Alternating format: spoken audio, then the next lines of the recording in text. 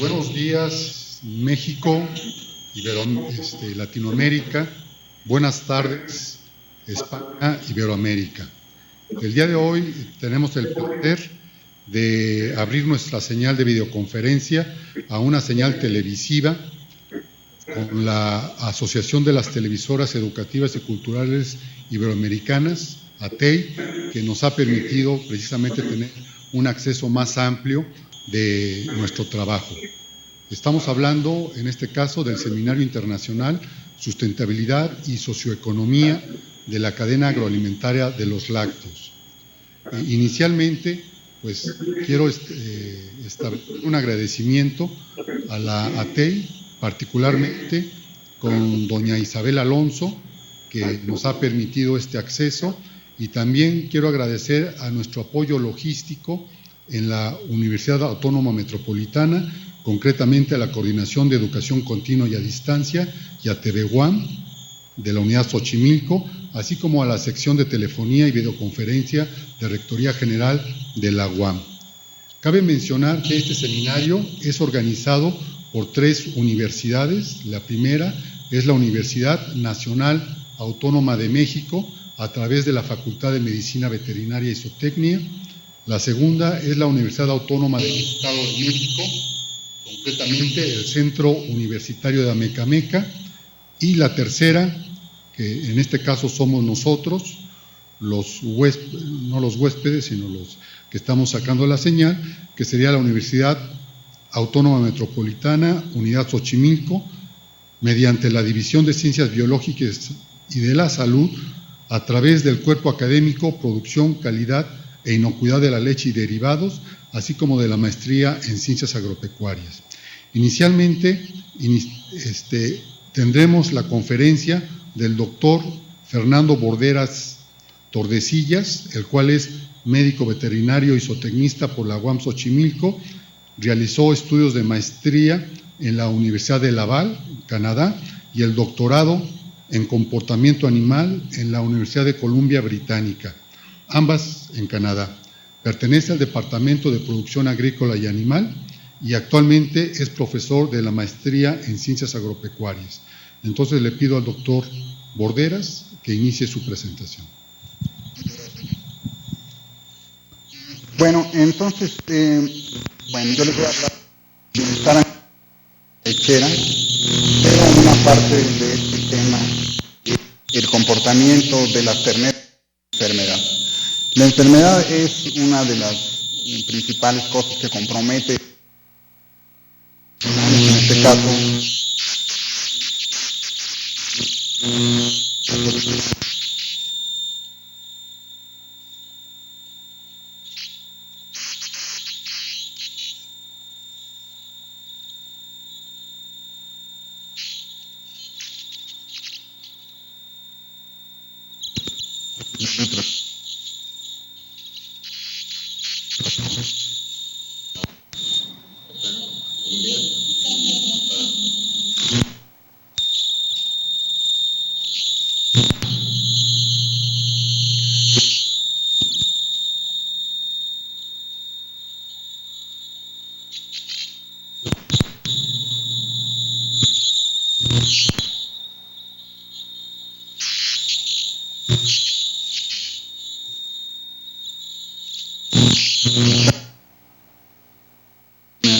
naranja.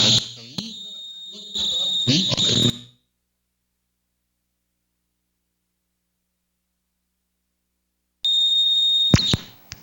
Ahí está. Muy bien. No sé si podrían poner las diapositivas. Sí, por favor. Bueno, principalmente es que hay unas altas tasas de, como les decía, la siguiente, por favor, comportamiento de terneras en la enfermedad. Bueno, como les decía, la enfermedad compromete el bienestar de los animales porque hay tasas en la industria lechera, hay tasas a nivel mundial, hay tasas de morbilidad y mortalidad muy altas reportadas en todo el mundo. Estas son, llegan a niveles inaceptables. Por ejemplo, ahí tenemos algunas, sobre todo en terneras, que es el tema que voy a hablar hoy. La mortalidad en terneras es alrededor de 8 a 10%. Estas figuras se han mantenido ya por fácilmente 20 a 25 años y no se han reducido, han ido disminuyendo muy gradualmente. Otras enfermedades que tenemos que afectan el bienestar de los animales, pues obviamente las cojeras en vacas lecheras, que pueden llegar a incidencias de 20 a 30%, mastitis de 40 hasta 80% hay reportes, y otras enfermedades como brucelosis, neumonías, también diarreas. El comportamiento en la enfermedad es una serie de cambios que se llevan a cabo a nivel fisiológico en el animal. Fueron descritos primero por el Dr. Hart en 1988 y estos resultados del Dr. Hart, o esta visión del Dr. Hart, hace que ahora enfoquemos la enfermedad no como un debilitamiento del organismo por causa del patógeno. Es decir, nos ha pasado a todos cuando estamos enfermos, tenemos una serie de signos o síntomas que nos hacen sentir debilitados o deprimidos. Entonces, esta serie de signos se reparten de igual manera o se presentan igualmente en muchas especies. El enfoque del Dr. Hart fue que esto era una acción más bien coordinada del mecanismo de defensa del organismo contra los patógenos, es decir, hay una reorganización de las prioridades del animal para entonces poder atacar la enfermedad.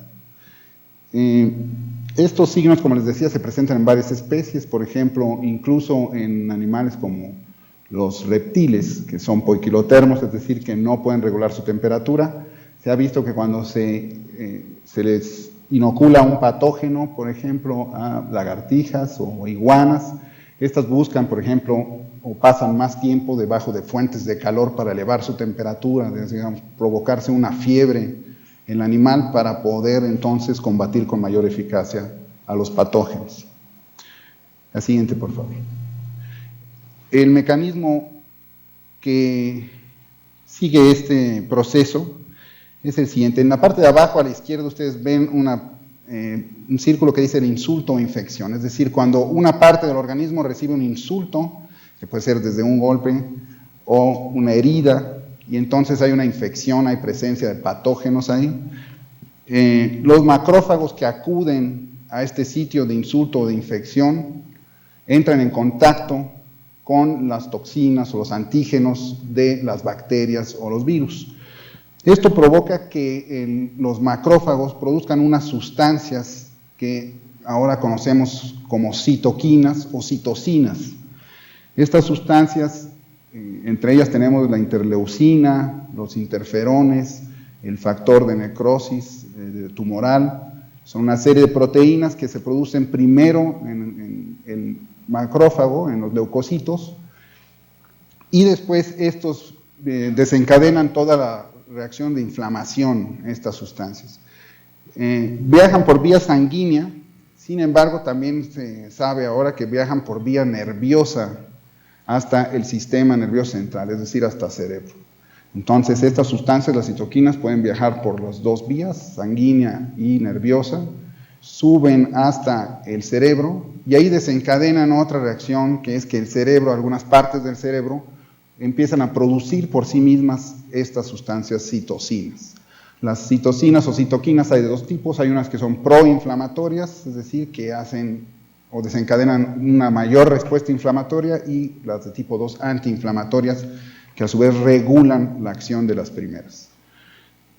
Cuando estas se empiezan a producir, las citoquinas, a nivel cerebral, entonces esto hace que el animal o las personas tengan cambios conductuales, que podemos ver ahí en la misma diapositiva. Entre ellas están, por ejemplo, creo que todos lo conocemos porque hemos estado enfermos alguna vez, se reduce, por ejemplo, el apetito, se reduce también la sed, hay letargo, es decir, el animal tiende a estar en una posición que parece ser de descanso.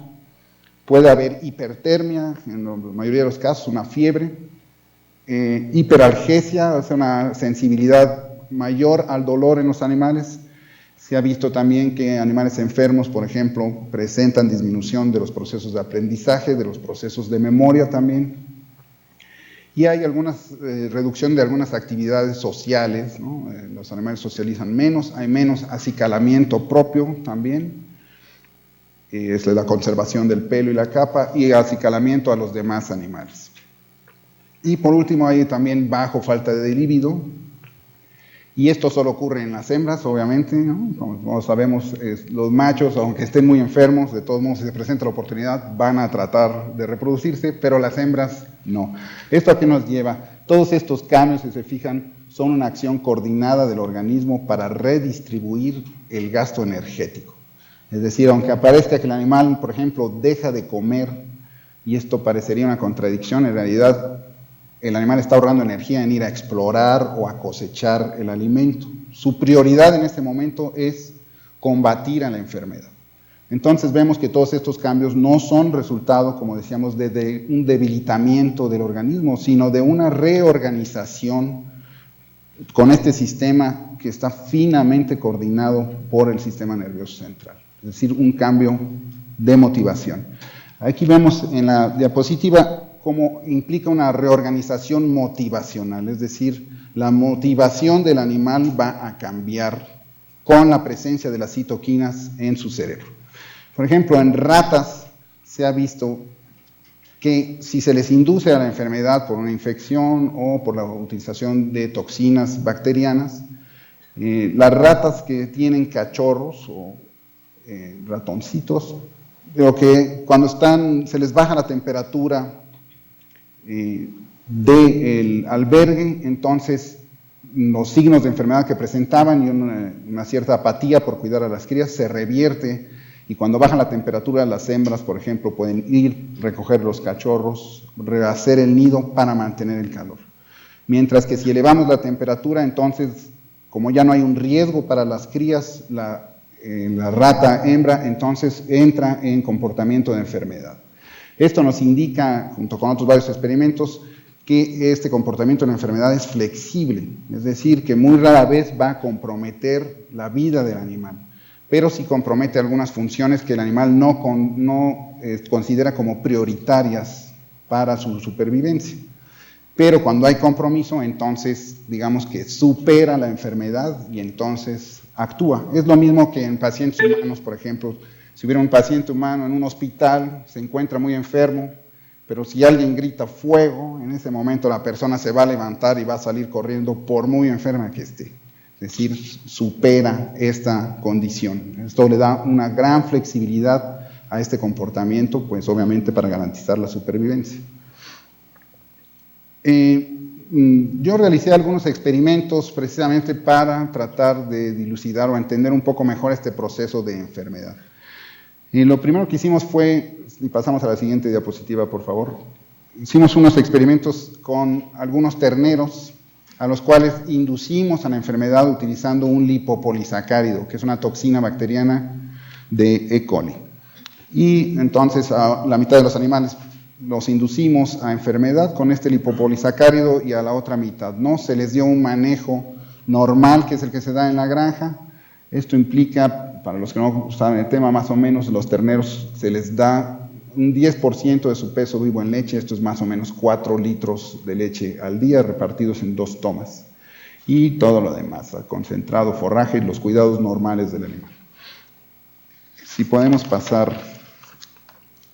Bueno, lo que encontramos ahí fue que los animales reducían muchos de los comportamientos que habíamos mencionado. Los animales estaban menos activos, rumiaban menos, exploraban menos, pero no observamos que, por ejemplo, se redujera el apetito en los animales. Entonces, esto nos llevó a considerar que probablemente estábamos en la frontera de esta adaptación o flexibilidad que tiene el comportamiento. Les digo, más o menos, un animal como una ternera, cuando está con su madre, consume mucha más leche que la que actualmente se les da en la industria. Más o menos cuando están con la madre consumen alrededor de 10 litros al día, es decir, es más del doble de lo que se les ofrece en granja. y obviamente lo hacen con mayor frecuencia, es decir, no solamente comen 2 veces al día, sino lo hacen más o menos alrededor de 9 veces al día. Entonces, si pasamos a la siguiente, por favor. La pregunta que nos hicimos fue, realmente, a lo mejor es esto, ¿afecta la cantidad de leche el comportamiento en la enfermedad? Estamos en ese límite de que el animal flexibiliza su comportamiento para sobrevivir. Y bueno, ofrecimos eso que ven ahí de manera muy gráfica, se alcanza a ver, los 4 litros sería 1 galón de leche y nosotros les ofrecimos ahora 3 galones de leche, es decir, mucho más de lo que necesitaba el animal. Si pasamos a la siguiente diapositiva, por favor, en otro experimento en que ofrecimos esto, bueno, acá si no se ve en la esquina superior izquierda tenemos el consumo de leche, la línea verde son los animales que les ofrecimos 12 litros al día, y la línea roja obviamente son animales que están limitados a 4 litros al día. Una cuestión importante, ¿por qué se les da 10% de su peso vivo, es decir, 2 litros de leche al día a los terneros? Esto es porque hay la creencia en la industria que hay que forzar al animal a consumir grano, es decir, mientras más rápido sea destetado el animal, mientras más rápido el animal deje de consumir leche, mejor es para el productor de leche, obviamente.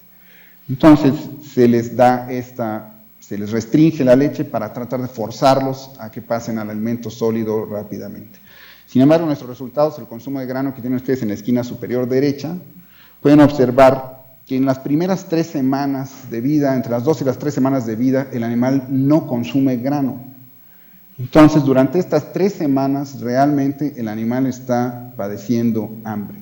El animal no tiene la capacidad fisiológica para consumir los sólidos y estamos restringiendo su consumo de alimento en la etapa en que el animal presenta el mayor potencial de crecimiento que nunca va a tener, ¿no? Estas primeras 3 meses de vida es cuando el animal tiene el mayor potencial de desarrollo y lo estamos limitando como una práctica normal y común.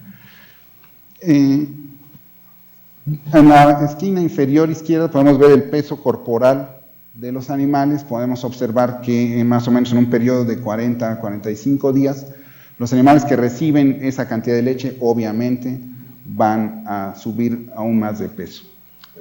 Más que los animales que están restringidos, a pesar de que los animales restringidos consuman concentrado a partir de la semana 3. Como ven, el consumo de concentrado en los animales que les dimos 12 litros de leche se mantiene muy bajo durante todo este tiempo. Otra cuestión importante es que en la situación donde lo hicimos, en la granja, contábamos con un autómata para dar la leche a los becerros, es un robot. Y entonces no solo registra cuántos litros de leche consume el animal, sino también cuántas visitas realiza el alimentador para obtener el alimento. Entonces, en la esquina inferior derecha podemos ver el número de visitas. Podemos observar que los animales restringidos obviamente van con mucha mayor frecuencia al alimentador a revisar si hay leche disponible para ellos, lo cual es otro indicio de que están pasando hambre. En la siguiente diapositiva, por favor. Entonces, con esto nos dimos cuenta que efectivamente el animal pues está en un estado de hambre al tener 4 litros al día y probablemente eso estaba enmascarando la reducción en el consumo de alimento que esperaríamos si el animal está enfermo. Realizamos varios otros experimentos y resumimos los datos en 4 de ellos, en los cuales dimos siempre una alimentación alta, 12 litros, contra baja, 4 litros de leche. Entonces, después lo que hicimos fue, en vez de inducir a los animales a la enfermedad, esperar a que la enfermedad surgiera espontáneamente, y entonces identificamos cuáles animales habían enfermado durante el experimento y revisamos todos sus datos sobre consumo de alimento. En la siguiente diapositiva podemos observar el consumo de leche de estos animales. En la parte superior pueden ver el consumo de leche de los grupos en los cuales los animales recibieron 12 litros de leche, que lo consideramos como alta cantidad de leche. Podemos observar que en el día 0, que es cuando se diagnosticó la enfermedad en los animales enfermos ya presentan una disminución en el consumo, mientras que en las líneas de abajo están los animales que consumieron una baja cantidad de leche y podemos observar que no hay diferencia en el consumo, es decir, los animales sanos y enfermos pues siempre consumen los 4 litros de leche. Esto es, entonces, encontramos que efectivamente el animal no va a dejar de tomar leche porque entonces pone en peligro su supervivencia o su mantenimiento. Estos 4 litros apenas le permiten ganar 100 a 150 gramos de peso al día. Entonces no lo sacrifica y por muy mal que se sienta el animal, va a pararse a ir al alimentador y a consumir el alimento. En la siguiente diapositiva, por favor. También puede medir la duración de las visitas el alimentador, el autómata, y ahí podemos observar, por ejemplo, cómo en las que tienen una alimentación alta en leche, las enfermas duran más tiempo visitando el alimentador, mientras que si ven en la parte de abajo, a las que reciben una baja alimentación, las enfermas tienen un tiempo reducido, las visitas son más cortas en esos animales enfermos que en los animales sanos. Esta explicación es obviamente que los animales enfermos, pero que reciben una alta cantidad de leche, ya que hicieron el esfuerzo de levantarse al alimentador, saben que hay mucha leche disponible. Entonces, el animal va a permanecer en el comedero el tiempo que necesite para poder consumir mayor cantidad de leche. En cambio, cuando tienen un bajo consumo de leche, los animales saben que el consumo de leche va a ser muy limitado, van a ser solamente 2 litros por cada visita, y entonces el animal, ya que hizo el esfuerzo de pararse al alimentador, como sabe que está restringido, lo que va a hacer es tratar de terminarse los 2 litros lo más rápido posible para regresar a descansar. Entonces ven cómo se modula el comportamiento de la enfermedad, depende totalmente de la cantidad de leche que estemos ofreciendo al animal. Entonces, en conclusión, más o menos, si podemos poner la diapositiva para observarlas, sería, bueno, lo primero que se desprende es que refuerza una práctica que está cambiando actualmente en la industria. Hay muchos productores que empiezan a dar mayor cantidad de leche a las terneras, y esto lleva un mejor desarrollo del animal a la edad adulta. El comportamiento en la enfermedad, pues podemos afirmar que existen realmente cambios que indican el inicio del proceso de la enfermedad, y que nosotros podríamos medir estos comportamientos y entonces detectar más oportunamente al animal, darle un mejor tratamiento y reducir entonces morbilidad y mortalidad. Este sería el objetivo, en realidad, de estudiar el comportamiento de los animales. Tratar de detectar la enfermedad lo más rápido posible, iniciar el tratamiento lo más rápido posible. Otra conclusión entonces es que vimos que el comportamiento en la enfermedad depende de las circunstancias en las que está el animal. En este caso vimos la cantidad de leche, y hemos realizado otros experimentos también con temperatura ambiental, etcétera. El animal obviamente va a adaptar este comportamiento de la enfermedad a las condiciones en que se encuentre.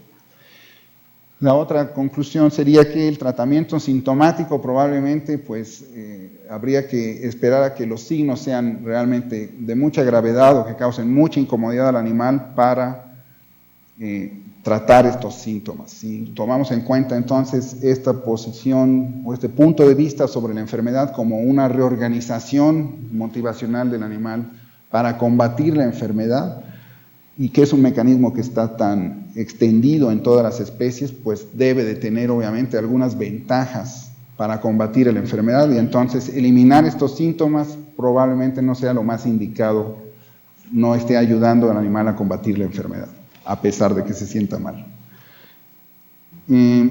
La otra es, en nuestras condiciones en México es muy difícil por el momento, o no es muy popular que haya autómatas en la producción lechera, pues son realmente aparatos que son muy caros. Digo todavía porque pronto llegarán a México también, seguramente habrá productores que los comprarán. Entonces tenemos que, en tanto que esto pasa, encontrar cuáles son los comportamientos que podemos observar de una manera sencilla, sin necesidad de estos autómatas, que nos permitan detectar la enfermedad, estos cambios en el comportamiento de la enfermedad de manera oportuna. Y hasta ahí sería todo. Muchas gracias.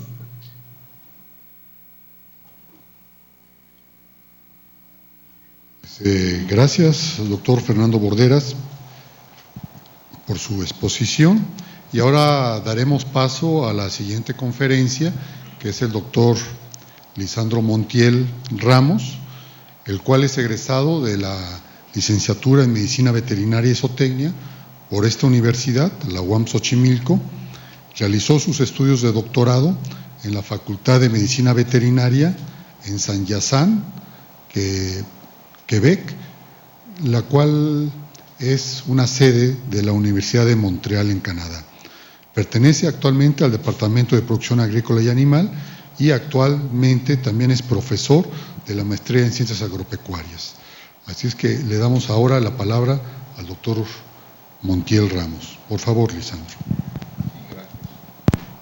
Gracias, escucha.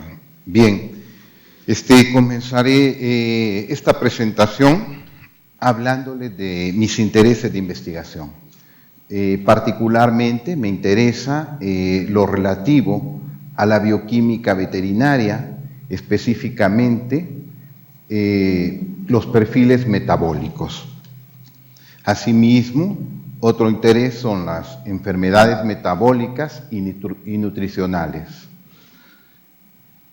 Y finalmente, otra línea de investigación muy relacionada con esto es la protección ambiental, la reducción del impacto ambiental ocasionado por la producción animal. Y es en relación a esto que hablaremos en esta conferencia. Si podemos pasar a la primera diapositiva, por favor. Bien. Como sabemos, el fósforo es un elemento esencial para todos los mamíferos, es el caso de la vaca lechera, debe estar contenido en las raciones en una proporción que les permita cubrir sus requerimientos.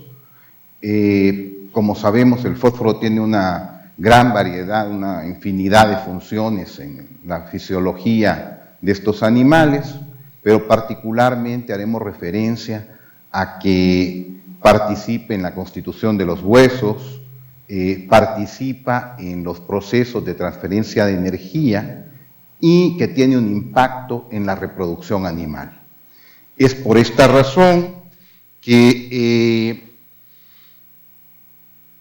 normalmente lo vamos a encontrar en cantidades abundantes en las raciones de las vacas lecheras.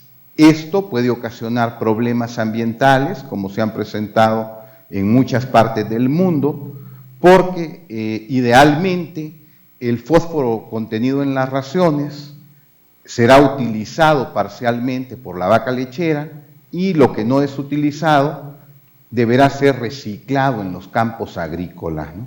Y es ahí donde puede constituir un problema ambiental. Pasamos a la siguiente diapositiva, por favor. En esa diapositiva están viendo la concentración de la producción animal y la contaminación ambiental. En la parte superior, a su izquierda, ven un mapa de una región de Quebec en donde se alcanza a ver ahí algunos puntos de color rojo, amarillo, verde claro. Y lo importante de esto es que los puntos de color rojo o naranja son los puntos en donde hay mayor concentración de producción animal y particularmente de ganado lechero. Los puntos amarillos corresponden a lugares en donde la concentración es mediana y los verdes de baja concentración. En la parte superior, a la derecha, ven el mismo mapa y ven unos manchones en negro. Los manchones en negro son los puntos en donde se ha determinado una alta contaminación del suelo de esos campos agrícolas y eventualmente esa contaminación del suelo de esos campos agrícolas llega a los ríos, ¿no? A las aguas superficiales. En la parte de abajo de esa diapositiva vemos a la izquierda un lago, es un lago natural es un lago que está en un lugar en la provincia de Ontario, en donde el gobierno canadiense ha destinado aproximadamente unos 22 lagos, algo así, alrededor de 20 lagos a la investigación. Es un área protegida dedicada a la investigación. El lago que vemos ahí es un lago natural y alcanzan a ver una distinción ahí de colores, la parte de arriba un poco más oscura y la de abajo más clara. Ahí son las dos cuencas del lago que han sido separadas de manera artificial con una barrera plástica. Y la parte de abajo, la que vemos con color verde claro, ha sido enriquecida con fósforo. Es el único tratamiento. Son iguales en todo lo demás, las dos cuencas del lago. La única diferencia es que esa parte ha sido enriquecida en fósforo y ese color verde claro corresponde a un crecimiento desmedido de algas. Ese fenómeno se conoce como eutrofización. En la diapositiva, perdón, si regresamos a la diapositiva, hay algo que hay que comentarles. En la parte de abajo de la derecha se alcanza a ver que se está sacando una alga, ¿no? Ese color que les comentaba, verde claro, es por el exceso de algas.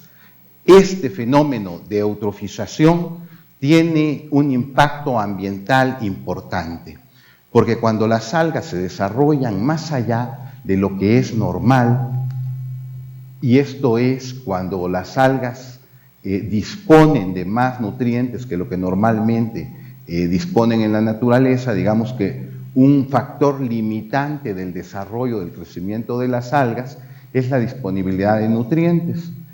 Cuando por las actividades humanas, incluidas las actividades agrícolas, y en este caso particularmente la producción lechera, las aguas superficiales son contaminadas, pues ese factor limitante del crecimiento de las algas ya no existe y es cuando se produce su sobrecrecimiento, su sobredesarrollo y el fenómeno que les comento que se conoce como eutrofización. Cuando ocurre esto, disminuye el oxígeno disuelto en esas aguas y esa disminución del oxígeno impacta de manera importante a las especies que habitan ese ecosistema. Se afectan particularmente algunos crustáceos que son muy sensibles a la concentración de oxígeno. De esta manera se ven afectados los procesos de reproducción de algunos crustáceos y algunos peces. Y, por supuesto, hay una degradación de la biodiversidad. La siguiente, por favor.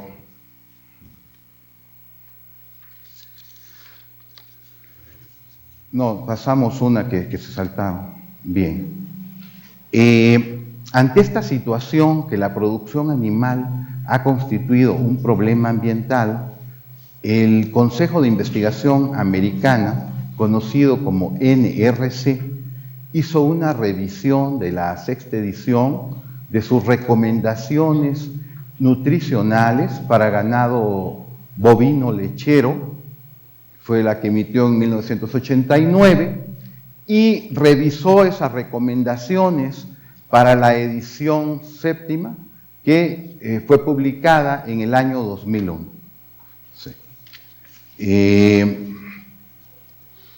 le digo, fue revisado para la 7ª edición del 2001 y lo que hizo el NRC fue recomendar una disminución en la concentración de las raciones de las vacas.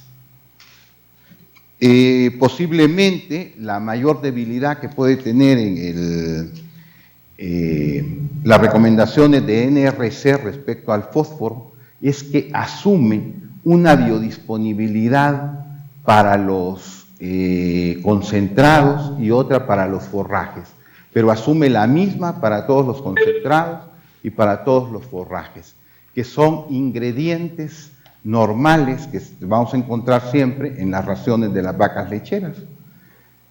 y ellos la asumen como que fuera constante, ¿no? Es en este sentido que está orientado nuestro trabajo. Bien, la siguiente, por favor.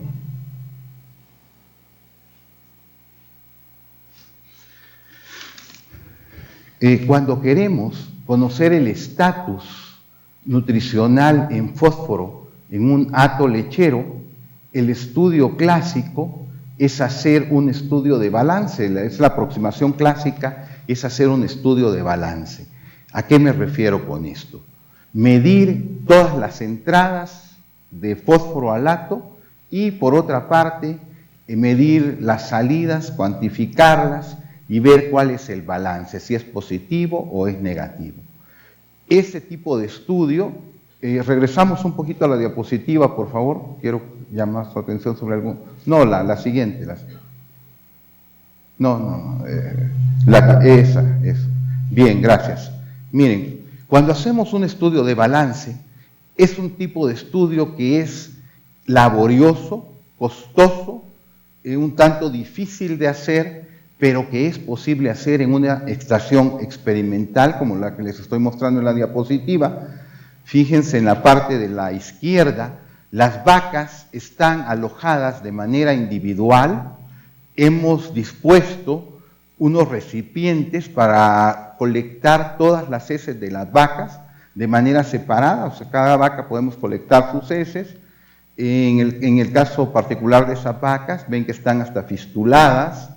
Las vacas tienen comederos individuales, esos comederos están acoplados con una balanza y podemos conocer la cantidad exacta de alimento que consume cada vaca.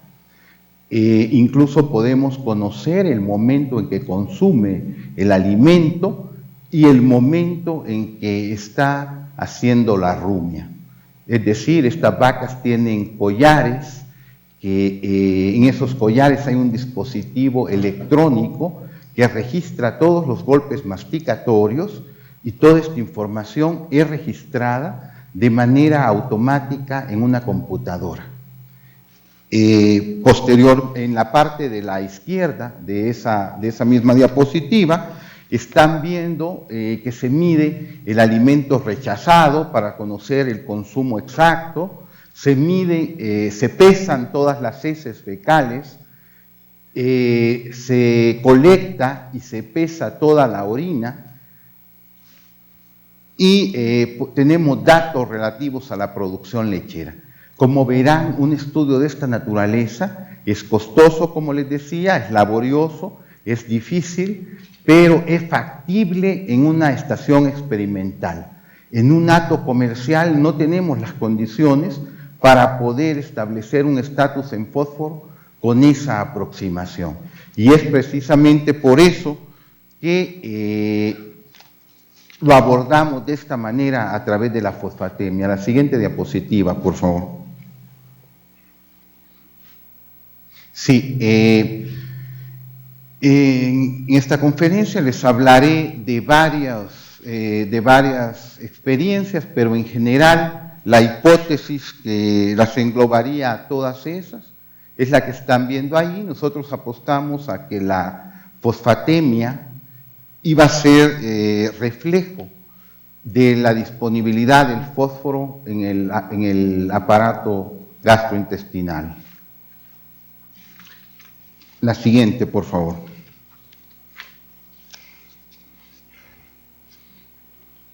Es decir, el estudio de la fosfatemia que nosotros hicimos fue bajo la aproximación de los perfiles metabólicos. Ahí están viendo a la derecha, en la diapositiva, en la parte de arriba, un analizador bioquímico, ¿no? Nosotros lo utilizamos para hacer el análisis de las muestras sanguíneas y fue en gran medida lo que nos permitió hacer esta aproximación, el poder hacer de manera automatizada el análisis de muchas muestras sanguíneas. Este analizador tiene una capacidad aproximadamente de poder analizar entre 2.500 y 3.000 muestras por día, ¿no? Esto nos permite, es mucho más sencillo analizar una muestra de sangre que hacer todo el estudio de balance que les comentaba. La siguiente, por favor. Antes de poder utilizar un parámetro sanguíneo, como es el caso del fósforo, como un indicador, nosotros teníamos que conocer todas las fuentes posibles de variación. En la diapositiva que están viendo en este momento, ahí vemos la variación total y del lado izquierdo vemos la variación analítica, del lado derecho lo que consideramos variación biológica. Dentro de la variación analítica tenemos primeramente la variación preanalítica. Esta tiene que ver con la toma y almacenaje,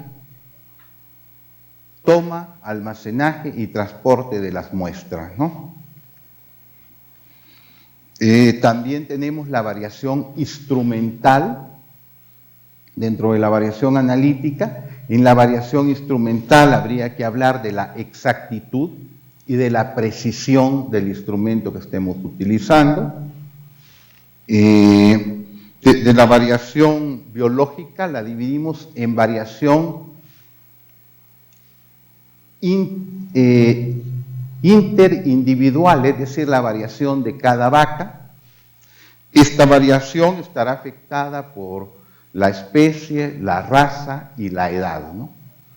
Y por otra parte, la variación intraindividual es la variación dentro del individuo, en este caso la vaca, y esa variación tiene que ver con que estén sometidos o no a algún tratamiento y con la presencia de ciclos biológicos en el parámetro que esperamos medir.